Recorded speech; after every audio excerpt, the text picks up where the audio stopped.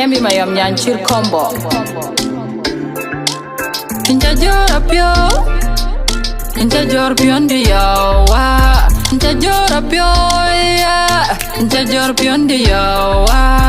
Kuleke anayata, kan dulun dul baila nem. Kubula lenga kukul kamier. Kuke karbani, kia bere cher ke beriom. Kia ya cher kia kiom ya. Tung yaku tunggu incha bepol. Tung yaku tunggu incha bepal ben. Tung yaku tunggu incha bepol. Tung yaku tunggu incha bepal ben. Kia bere cher ke beriom. Kia ya cher kia kiom. Kia bere cher ke beriom. Kia ya cher kia kiom. Duna aliem namo chaen chadie lo dia baba.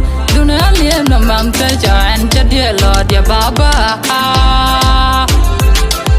Na berin kain badai ning ko ketier kain sinomer ane nyan tu janwar manyedang ane nyan tu janwar manyedang na mo chande rogin mo chediak na mo chande diak in mo chungwan udiali penya bai wan gain chanyi diali penya bai wan gain chanyi no ma tum yaku tungu ein chabe pol tum yaku tungu ein chabe pal ben tum yaku tungu ein chabe pol tum yaku tungu ein chabe pal ben kia bere cher ke beriom kia ya cher kia kiom kia bere cher ke beriom kia ya cher kia kiom duna aliem namo chaen chadie lo dia baba duna aliem namam te chaen chadie lo dia baba.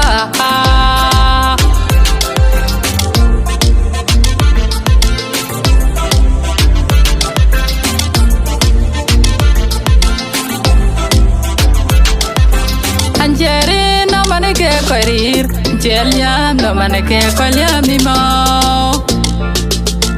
Anjeri no maneke korir, jeliam no maneke kolyam imo. Rirandom kwala idom, imagwola gim jisahu. Rirandom kwala idom, imbapon mam gajik podwak, uke korbanyi, kia bere cher kiberiom, kia ya cher kia kiom. Tum yaku tungu ein chabe pol. Tum yaku tungu ein chabe pal ben. Tum yaku tungu ein chabe pol. Tum yaku tungu ein chabe pal ben. Kia bere cher ke beriom. Kia ya cher kia kiom. Kia bere cher ke beriom.